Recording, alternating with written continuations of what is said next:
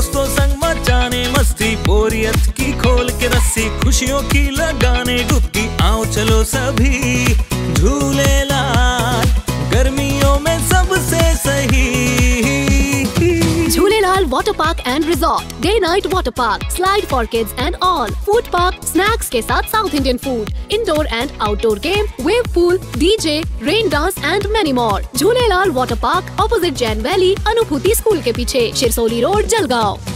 महाविकास आघाडीतर्फे जळगाव व रायगड लोकसभेसाठी उमेदवारी अर्ज दाखल करण्यात आला। जळगावसाठी शिवसेना ठाकरे गटातर्फे करण पवार व रायगडसाठी शरद पवार गटातर्फे श्रीराम पाटील यांनी अर्ज दाखल केला। यासाठी शिवतीर्थ मैदानापासून मोठ्या प्रमाणात कार्यकर्ते जमवून शक्ती प्रदर्शन करीत मोठी रॅली काढण्यात आली।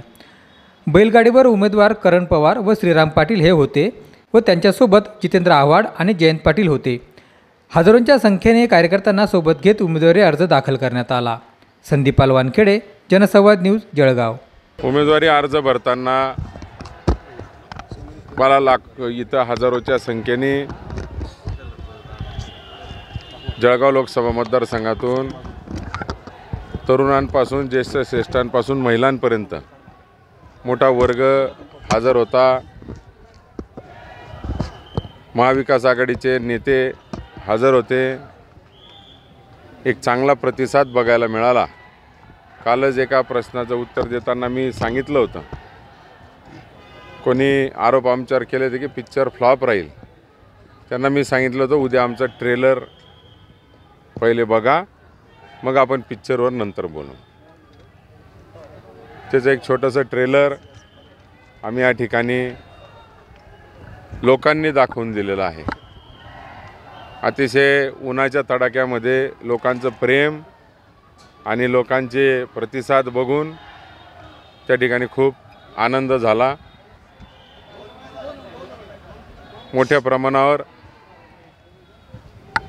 या ठिकाणी 3-3.5 तास आपण बघितलं असेल, ती रॅली उन्हात चालली आणि सभा झाली।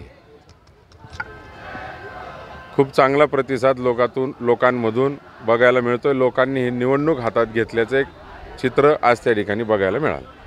निवडणुकीच्या प्रक्रिया बऱ्याच आहेत, अजून 20 दिवस निवडणुकीला बाकी आहेत। प्रयत्न मागच्या 15 दिवसात जेवढे झाले त्याचे आज आपण फळं बघितलेत। अजून 20 दिवस बाकी आहेत। दोन्हीकडनं प्रयत्न चालू असतात। ते प्रयत्न आमचे अधिक जोमाने चालू राहणार आहे। त्याचा प्रतिसाद दिवसांदिवस वाढत राहील असं नक्की मला विश्वास आहे। तो पुनर्वसन मंत्री म्हणताय की त्यांचा टीजर जो आहे तो टीजरच राहील, टीजरवर त्यांचा पिक्चर रिलीज होईल। मी काही त्यांचं ऐकलं नाही, पण ते बोलले असतील। आता आजचं चित्र त्यांचा गैरसमज दूर करणारा असेल।